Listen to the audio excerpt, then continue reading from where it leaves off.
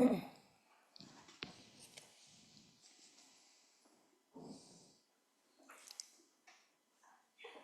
शांति। Good morning. आज बाबा मुरली में ज्ञान, भक्ति और वैराग्य की बात कर रहे हैं। सतयुग त्रेता को ज्ञान कहते हैं, द्वापर कलयुग है भक्ति और संगम युग है वैराग्य। जब बाबा का सच्चा ज्ञान मिलता तब जाके वैराग्य आता है। फिर बाबा ज्ञान विज्ञान की भी बातें कर रहे हैं।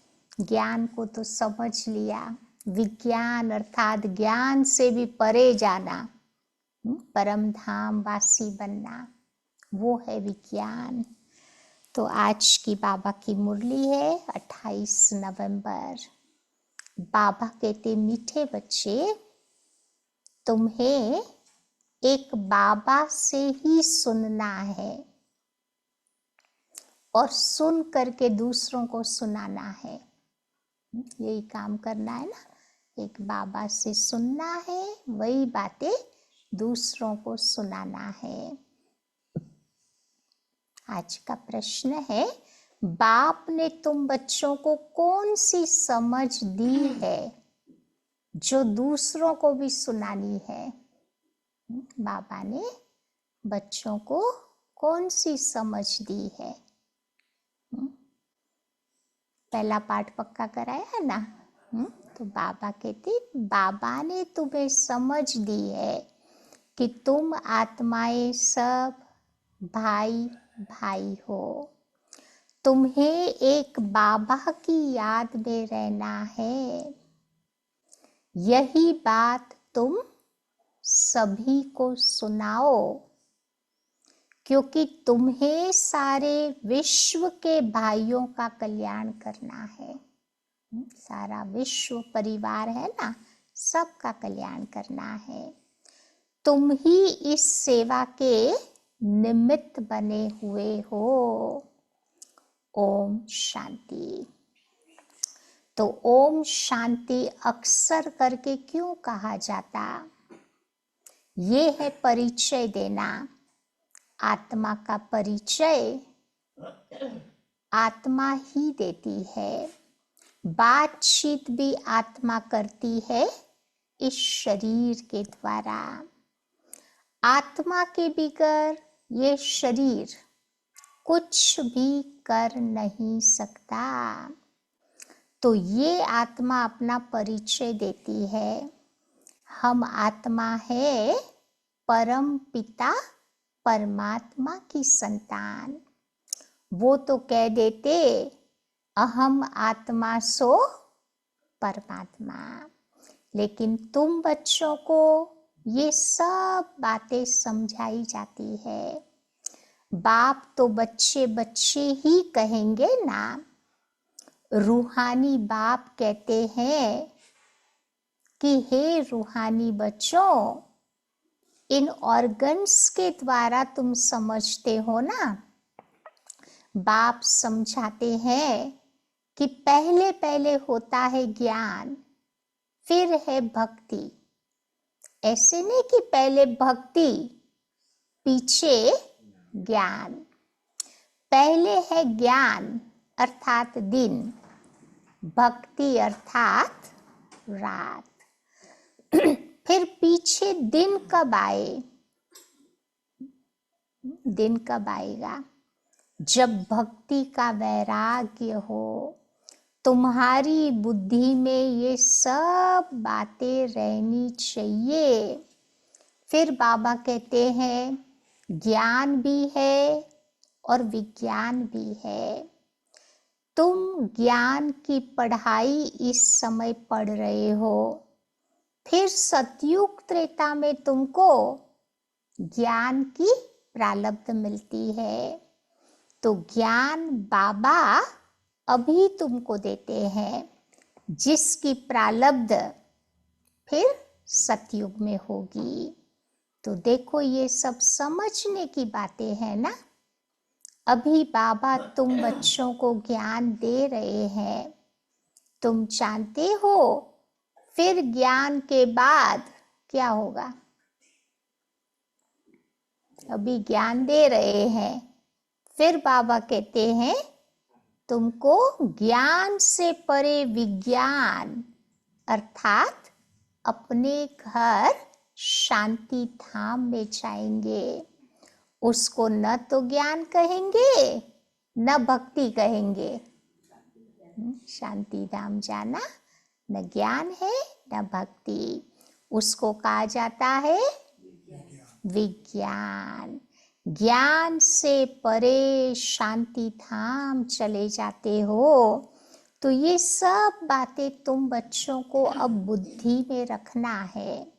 बाबा ज्ञान देते हैं तुम बच्चों को कहाँ के लिए? तो भविष्य नई दुनिया के लिए। नई दुनिया में जाएंगे तो पहले अपने घर जरूर जाएंगे। अपना घर है, दूसरा नाम बाबा ने दिया, अपना घर है मुक्ति धाम, जहाँ की आत्माएं रहवासी है। तो वहाँ तो जरूर जाएंगे ना। तो ये नई नई बातें तुम बच्चे अभी ही सुनते हो और कोई इन बातों को समझ नहीं सकता। तुम समझते हो कि हम आत्माएं स्पिरिचुअल फादर के स्पिरिचुअल बच्चे हैं। तो रूहानी बच्चों को जरूर रूहानी बाप चाहिए ना। रूहानी बाप और रूहानी बच्चे। तो रूहानी बच्चों का एक ही रूहानी बाप है। वो आकर के तुम बच्चों को ये नॉलेज देते हैं। बाप कैसे आते हैं ये भी तुमको समझाया है। बाप कहते हैं कि मुझे भी प्रकृति धारण करनी पड़ती है। बाबा को भी शरीर का आधार लेना पड़ता। अभी तुमको बाप से ही सुनना और सुनाना है। सिवाय बाप के और कोई से तुम्हें कोई बातें नहीं सुनना है। अब मुझे भी देखो प्रकृति धारण करनी पड़ती। सिवाय बाप के और कोई से तुम्हें अब बातें नहीं सुननी है। बच्चे सुन करके फिर अपने भाइयों को सुनाते हैं। कुछ न कुछ तो जरूर सुनाते। तो अपने को आत्मा समझ बाप को याद करो, क्योंकि बाबा ही है पतित पावन। तो तुम्हारी बुद्धि वहां चली जाती। बच्चों को समझाने से समझ जाते हैं। अभी जो बातें बाबा समझाते हैं ना, तो समझाने से बच्चे समझ जाते हैं। क्यों? हम बच्चों को ज्यादा टाइम नहीं लगा समझने में। नहीं, दुनिया वाले नहीं समझते जल्दी। तो बाबा कहते बच्चों को समझाने से जल्दी समझ जाते, क्योंकि पहले बेसमझ थे। कोरी पाटी तो थी, तो बहुत ज्यादा टाइम नहीं लगा बाबा की बातों को अंदर में बिठाने में। भक्ति मार्ग में बेसमझाई से रावण के चंबे में आने से क्या क्या करते हैं? फिर चीची बन जाते हैं। अब देखो शराब पीने से क्या बन जाते हैं? लोग समझते हैं वो शराब को पीते हैं, लेकिन शराब ही उसको पी जाती है। नहीं, हाल बेहाल हो जाता है ना। तो शराब गंदगी को और ही फैलाती है। तो अभी तुम बच्चों की बुद्धि में है कि बेहद के बाप से हमें बेहद का वर्षा लेना है।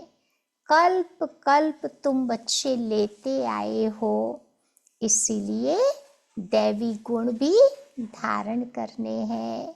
श्री कृष्ण के दैवी गुणों की कितनी महिमा है। वैकुंठ का मालिक कितना मीठा है। अभी श्री कृष्ण की डिनेस्टी नहीं कहेंगे, डिनेस्टी विष्णु अथवा लक्ष्मी नारायण की कहेंगे। अभी तुम बच्चों को मालूम है कि बाप ही सतयुगी राजाई की डिनेस्टी स्थापन करते हैं। ये चित्र आदि बल न भी हो तो भी तुम बच्चे समझा तो सकते हो। मंदिर तो बहुत बनते रहते, जिनमें ज्ञान है वो बच्चे औरों का भी कल्याण करते। आप समान बनाने के लिए वो भागते रहेंगे। तो अपने को देखना है कि हमने कितनों को ज्ञान सुनाया। कोई कोई को तो झट ज्ञान का तीर लग जाता है। भीष्म पितामह आदि ने भी कहा है ना कि हमको कुमारियों ने ज्ञान बाण मारे। तो ये सब पवित्र कुमार कुमारियां हैं, अर्थात बच्चे हैं। तुम सब बच्चे हो, इसीलिए कहते हो हम ब्रह्मा के बच्चे, कुमार कुमारियां आपस में भाई बहन हैं। तो ये पवित्र नाता हो गया ना। सो भी हम बाबा के हैं एडॉप्टेड चिल्ड्रन, मुख वंशावली। तो बाबा ने तुमको एडॉप्ट किया है, शिव बाबा ने एडॉप्ट किया है प्रजापिता ब्रह्मा के द्वारा। तो वास्तव में एडॉप्ट अक्षर भी नहीं कहेंगे। नहीं जैसे दुनिया में एडॉप्शन होती है, कितने कागज पेपर, कितने सारे डॉक्यूमेंट्स तैयार करने पड़ते हैं, ऐसा कोई एडॉप्शन तो हमारा है नहीं। तुम शिव बाबा के बच्चे तो है ही। सब मुझे बुलाते हैं कि शिव बाबा, शिव बाबा आप आओ, परंतु समझ कुछ भी नहीं सकते। सब आत्माएं शरीर धारण करके अपना पार्ट बजाती, तो शिव बाबा भी जरूर शरीर के द्वारा ही तो पार्ट बजाएंगे ना। शिव बाबा पार्ट न बजावे तो इमेजिन करो कलयुग में बाबा का पार्ट न हो तो कोई काम का ना रहा, वैल्यू ही नहीं होती। उनकी वैल्यू तब होती है, बाबा की वैल्यू तब होती है जब वो आकर के सारी दुनिया को सदगति में पहुंचाते हैं। कोई तो चाहिए ना गति, सदगति देने वाला। तब तो भक्ति मार्ग में उनकी महिमा गाते हैं, सदगति हो जाती है।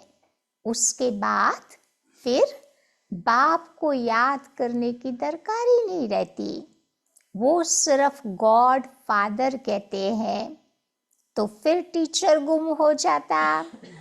वो तो कहने मात्र कहते हैं, परंतु तुम बच्चे जानते हो कि बाबा है सदगति करने वाला। बल गायन में आता, सर्व का सदगति दाता एक है। परंतु बाबा कहते बिना अर्थ समझे बोल देते हैं। कैसे सदगति करता, कब आता, वो बाबा कहते उनको वो पता नहीं। अभी तुम बच्चे जो भी कुछ कहते हो सो अर्थ सहित कहते हो। समझते हो कि भक्ति की रात अलग है, ज्ञान दिन अलग है। दिन का भी तो टाइम होता है ना, भक्ति का भी टाइम होता। तो बाबा कहते ये बेहद की बातें हैं।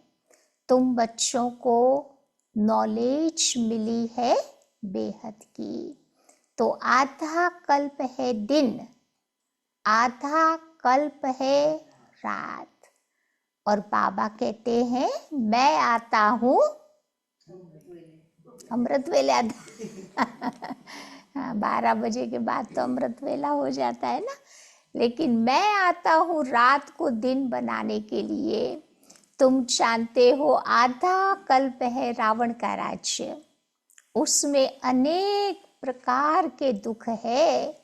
फिर बाबा आकर के नई दुनिया स्थापन करते तो उसमें सुख ही सुख मिलता। कहा जाता है ना कि ये दुख और सुख का एक खेल है। सुख माना राम, दुख माना रावण। तो रावण पर जीत पाते हो तो फिर राम राज्य आता, फिर आधा कल्प हो जाता, उसके बाद फिर रावण आता।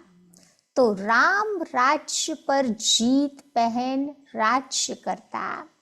अभी तुम बच्चे माया जीत बन रहे हो, तो अक्षर बाय अक्षर तुम अर्थ सहित करते हो।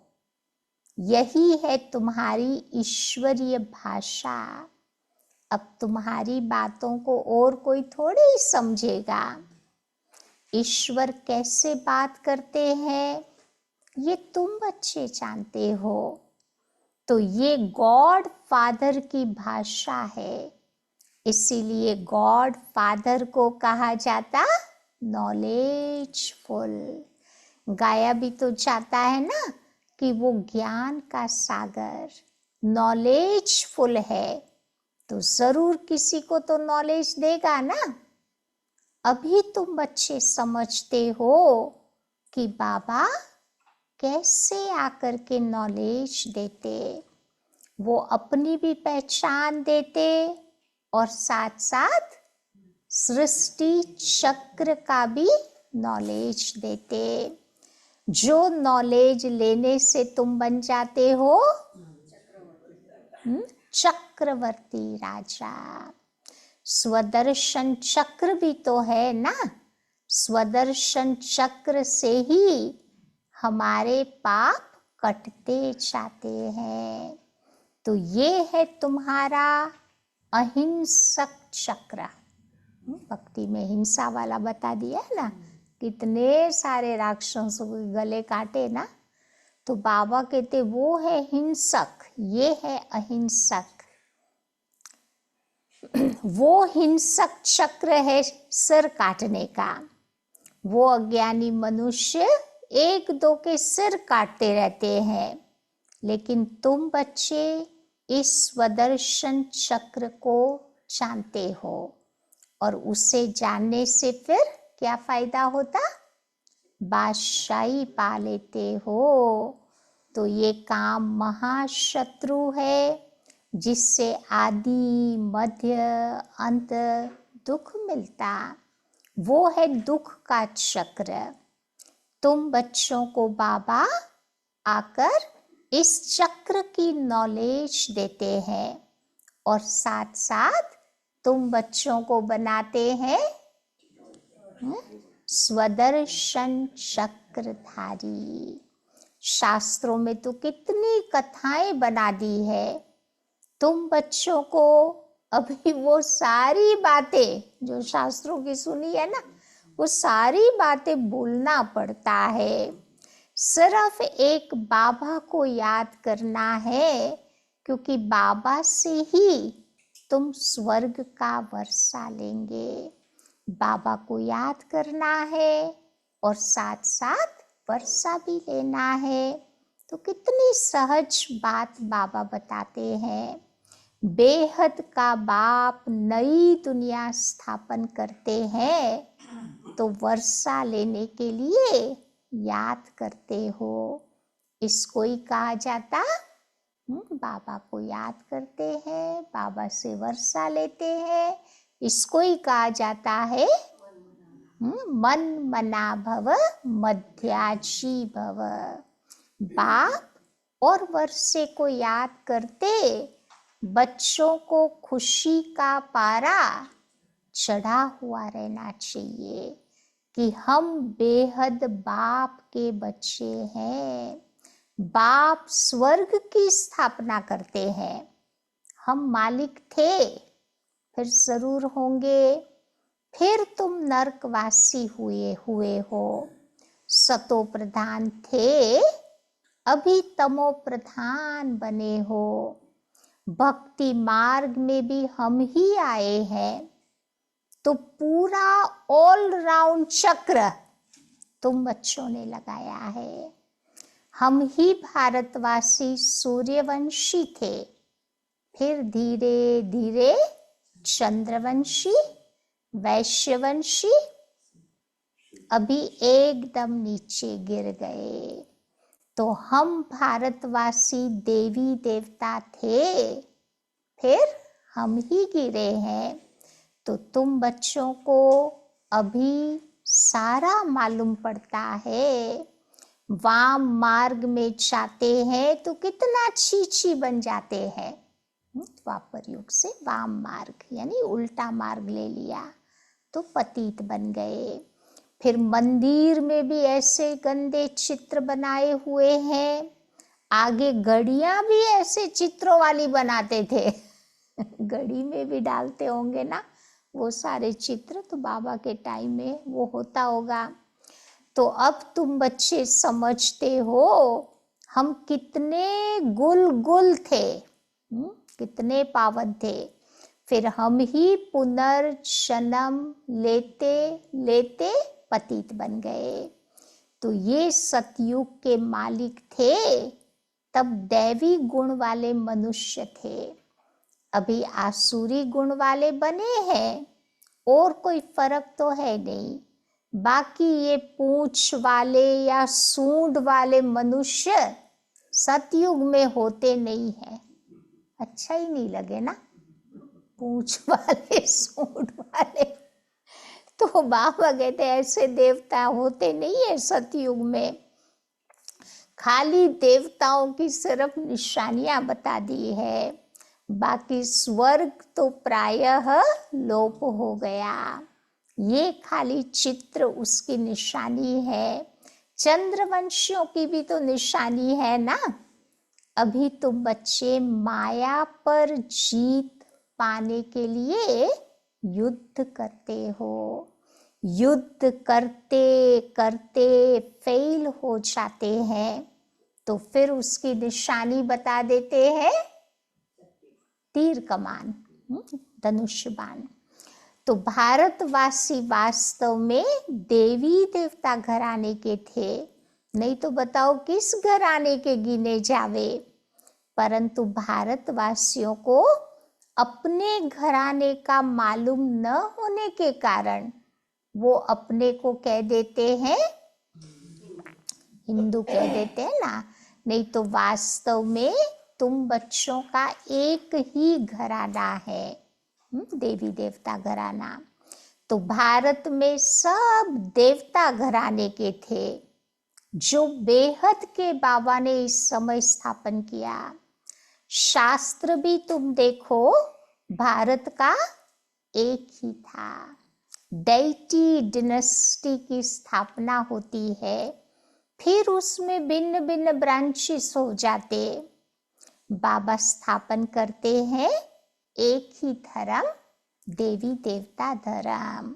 वैसे भी मुख्य बताते हैं 4 धर्म है, लेकिन उसका फाउंडेशन है देवी देवता धर्म ना। इस्लामी इब्राहिम ने इस्लाम धर्म स्थापन किया, फिर बुद्धा ने बौद्ध धर्म स्थापन किया, फिर जीसस क्राइस्ट ने क्रिश्चियन धर्म। तो 4 मुख्य धर्म थे और एक देवी देवता। तो बाबा कहते जो मेन उसका फाउंडेशन है वो खत्म हो गया। तो बाबा कहते हैं कि रहने वाले सब मुक्ति धाम के हैं। फिर तुम अपने देवताओं की ब्रांचेस में चले जाएंगे। भारत की बाउंड्री एक ही है, बाकी और कोई धर्म की नहीं है। तो असल में तुम थे देवी देवता धर्म के, फिर उनसे और धर्म निकले हैं, ड्रामा प्लेन अनुसार। तो भारत का असल में धर्म है ही देवता धर्म, जो स्थापन करने वाला है बाप। फिर नए नए पत्ते निकलते हैं। तो ये सारा हो गया ईश्वरीय झाड़। बाबा कहते हैं मैं इस झाड़ का बीज रूप हूँ, ये फाउंडेशन है। फिर उनसे और ट्यूब्स निकलती है, और धर्म ब्रांचेस निकलती है।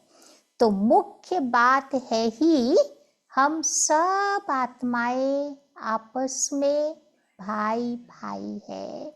सब आत्माओं का बाप एक ही है, सभी उनको याद करते हैं।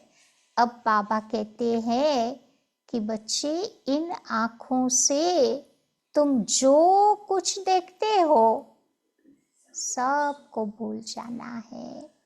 इसको कहा जाता है, देखते हुए भी न देखे, इसको कहेंगे बेहद का वैराग्य। उनका है हद का, सिर्फ घर बार से उनको वैराग्य आ जाता, लेकिन तुम बच्चों का वैराग्य है सारी पुरानी दुनिया से। तो भक्ति के बाद वैराग्य, वो भी पुरानी दुनिया का। फिर हम नई दुनिया में जाएंगे वाया शांति धाम। तो बाबा भी कहते हैं कि ये पुरानी दुनिया अब भस्म होनी है। इस पुरानी दुनिया से अब तुम्हें दिल नहीं लगानी है। क्यों? क्यों? क्योंकि अब तुम्हें यहाँ रहना ही नहीं है। हम भी तो जाने वाले हैं ना, यहाँ रहना ही नहीं है। जब तक लायक बन जावे तब तक बैठे हैं। फिर हिसाब किताब चुकतू भी करना है। तुम आधा कल्प के लिए अपना सुख जमा करते हो, उनका नाम ही है शांति धाम, सुख धाम। पहले सुख होता, पीछे दुख। तो बाबा ने समझाया है, जो भी नई नई आत्माएं ऊपर से आती है, जैसे क्राइस्ट की आत्मा आई, उनको पहले दुख नहीं होता। खेल है ही पहले सुख पीछे दुख का। तो नए नए जो आते हैं वो तो सतो प्रधान है। जैसे तुम्हारा सुख का अंदाज जास्ती है, वैसे सबका दुख का अंदाज जास्ती है। पूरे ड्रामा में बाबा कहते हैं 3/4 हमारा सुख का पार्ट है, थोड़ा सा ही दुख का है। तो ऐसे अन्य आत्माओं का दुख का पार्ट जास्ती है। तो बाबा कहते हैं मैंने जो शरीर धारण किया है वो बहुत जन्मों के अंत में, जब तमो प्रधान शरीर होता तब प्रवेश करता। फिर उनको ही फर्स्ट नंबर में जाना है।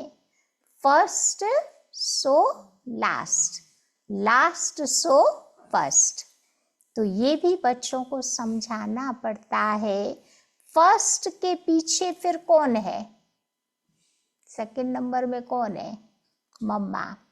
तो उनका भी तो पार्ट होना चाहिए ना। उसने भी बहुतों को शिक्षा दी है। फिर तुम बच्चों में भी नंबरवार है जो बहुतों को शिक्षा देते पढ़ाते हैं। फिर वो पढ़ने वाले भी ऐसी कोशिश करते हैं जो तुमसे भी ऊंच चले जावे।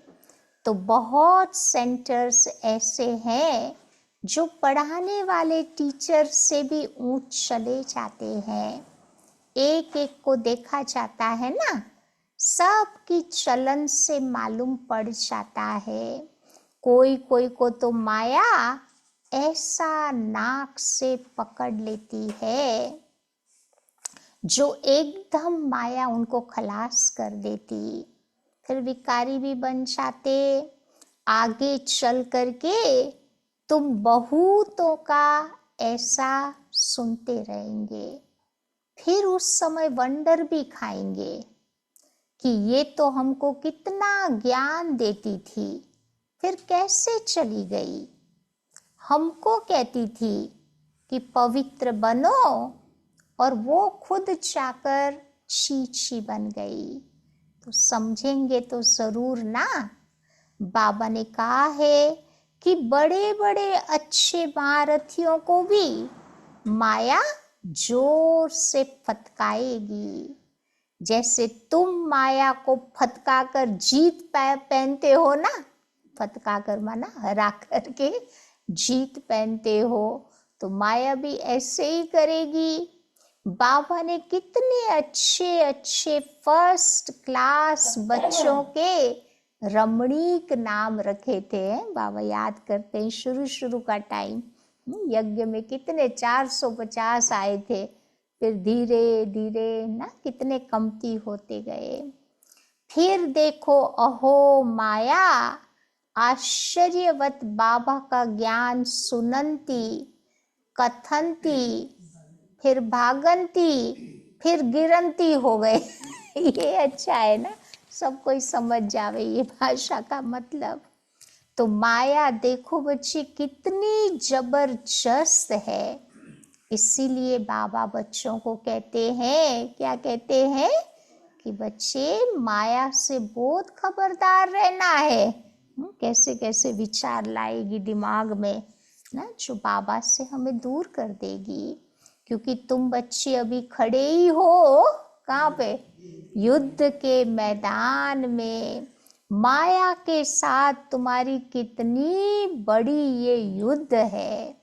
अच्छा, मीठे मीठे सिक्की लधे बच्चों प्रति मात पिता बाप दादा का याद प्यार और गुड मॉर्निंग। रूहानी बाप की रूहानी बच्चों को नमस्ते, और रूहानी बच्चों की रूहानी बाप को नमस्ते।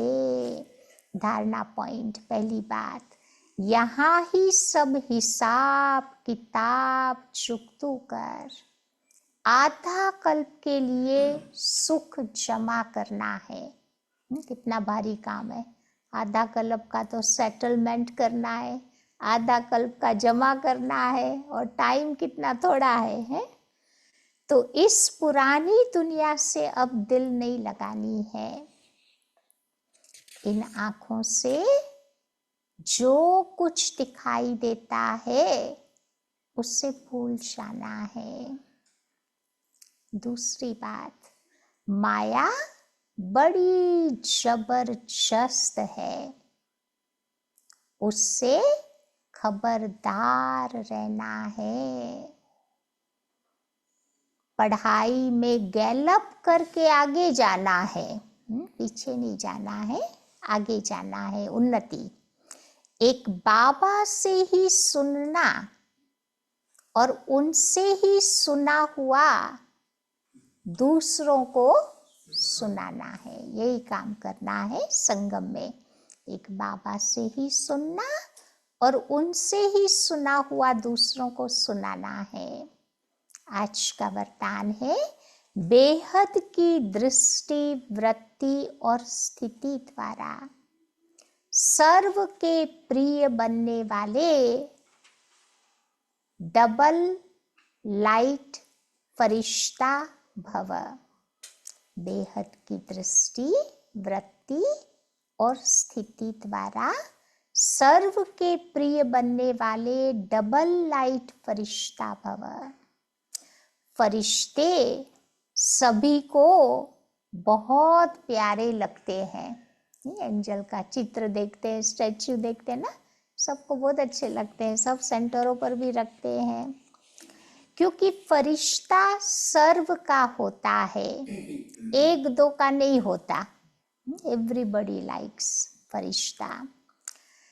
तो बेहद की दृष्टि वृत्ति और बेहद की स्थिति वाला फरिश्ता सर्व आत्माओं के प्रति परमात्म संदेश वाहक होता है। सबको भगवान का मैसेज सुनाते। फरिश्ता अर्थात डबल लाइट, सर्व का रिश्ता एक बाबा के साथ जुटाने वाला,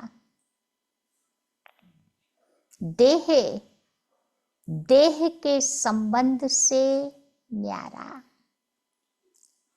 स्वयं को और सर्व को अपने चलन और चेहरे द्वारा बाप समान बनाने वाला, सर्व के प्रति कल्याणकारी, ऐसे फरिश्ते ही सबके प्यारे होते हैं। कितनी बातें बाबा ने बताई। फरिश्ता अर्थात डबल लाइट, सर्व का रिश्ता एक बाबा के साथ जुटाने वाले, देह के संबंध से न्यारा, स्वयं को और सर्व को अपनी चलन और चेहरे द्वारा बाप समान बनाने वाला, सर्व के प्रति कल्याणकारी, ऐसे फरिश्ते सबके प्यारे हैं। स्लोगन।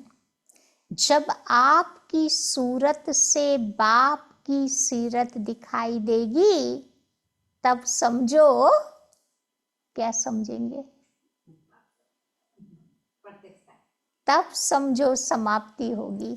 पूछते हैं ना ड्रामा कब पूरा होगा, कब पूरा होगा, तो बाबा कहते ये निशानी है। आज की अव्यक्ति पॉइंट है, जैसे शुरू में बाप दादा का साक्षात्कार घर बैठे हुआ, वैसे अब दूर बैठे आपकी पावरफुल वृत्ति ऐसा कार्य करेगी जैसे कोई हाथ से पकड़कर लाया जाता है। अभी अपनी वृत्ति से शुद्ध वायुमंडल फैलाते रहो। हर सेकंड अपने पर अटेंशन रखकर निर्व्यर्थ संकल्प, निर्विघ्न आकर्षण मूर्त बनो, तो कैसा भी नास्तिक तमोगुनी बदला हुआ आपको देखने में आएगा, लेकिन ये सर्विस सफलता को तब पाएगी जब वृत्ति और बातों से क्लियर होगी। वृत्ति में एक बाबा, एक ज्ञान, तो बाबा कहते हैं आत्माओं को नजदीक ले आएंगे, तब सर्विस में सफलता होगी। समझा? तो आज क्या याद रखेंगे सारा दिन? ज्ञान, भक्ति, वैराग्य, जो बाबा ने अच्छी तरह समझा है ना। साथ ही साथ ज्ञान विज्ञान की भी बाबा ने बातें की, फिर बेहद के वैराग्य की भी आज बाबा ने बातें बताई।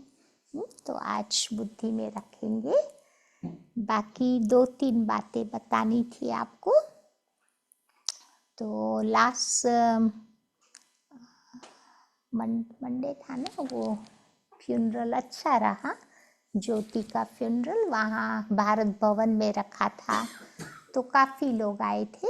1000 के अंदर तो होंगे, पूरा हॉल भरा हुआ था, तो अच्छा हुआ। वो आत्मा ने शुरू में बाबा की सेवाएं की, तो अंत में भी बाबा ने उसको निमित्त बनाया सेवा करने के। क्योंकि मैं उसके पहले वीक में गई थी उसको मिलने के लिए, तो उसकी दिल की इच्छा थी और वो कह रही थी कि भावना बहन फ्यूनरल में आपको ज़रूर आना है। सारे प्रोग्राम वो खुद बना के गई थी सेट करके, तो कोई को पीछे में कोई कंफ्यूजन ही नहीं हो। घर के और अपने प्रोग्राम सारे सेट किया था, तो अच्छा रहा। बाकी आज समाचार मिला है, ठाकुर भाई के घर से फ़ोन आया था कि रुखी बहन की तबीयत भी उतनी ठीक नहीं है, कभी भी कुछ भी हो सकता है। तो मैंने कहा थोड़ा टाइम अभी योग करेंगे, क्योंकि लास्ट थर्सडे वो ज्योति को जल पिलाया, बाबा के घर से भेजा था ना, फिर ओम शांति करके आंख बंद कर दी थी। तो आज बाबा के घर से जल भेजेंगे रुखी बहन के लिए भी, और थोड़ा योग करते हैं तो बाबा उस आत्मा को भी जो भी सफरिंग है उससे फ्री करते हुए और उसको भी मदद करते हुए, तो थोड़ा योग करते हैं। चलो तो बाबा के पास चलते हैं।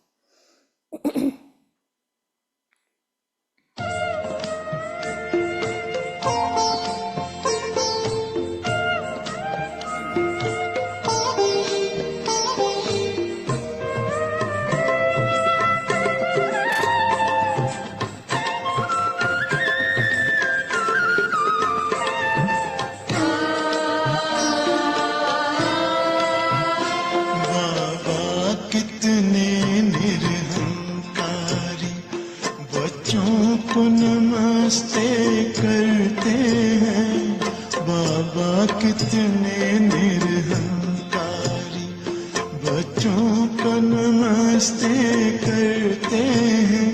सारा जग जिनको याद करे, सारा जग जिनको याद करे, वे याद प्यार हमें देते हैं।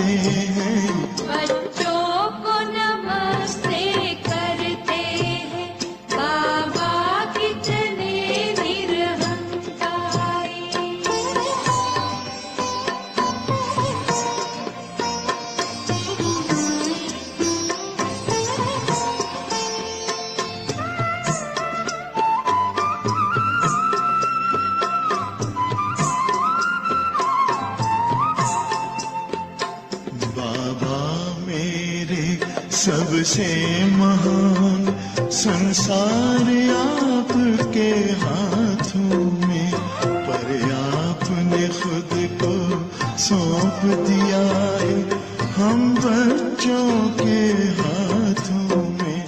मुझसे आगे हो तुम बच्चों, मुझसे आगे हो तुम बच्चों, कह कर के उमंगे भरते हैं। बच्चों को नमस्ते करते हैं, बाबा कितने निरहंकारी।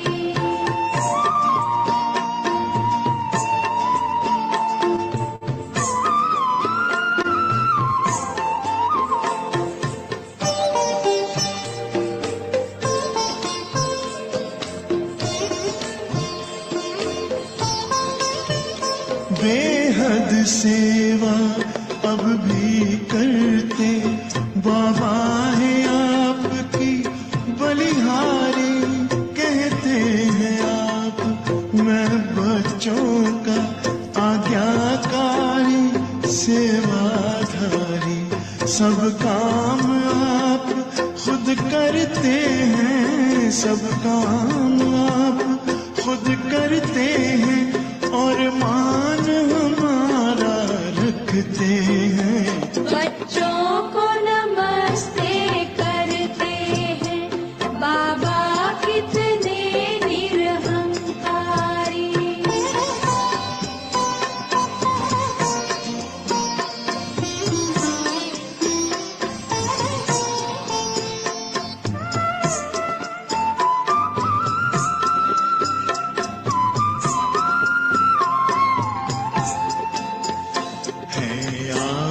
दया सिंधु बाबा दिल में जो हमें समा लेते, शिक्षा देते, शक्ति देते, गुण ज्ञान खजाने भर देते। निष्काम आपकी सेवाएं, निष्काम आपकी सेवाएं, उपहार स्वर्ग हमें देते हैं। बच्चों को नमस्ते कर बाबा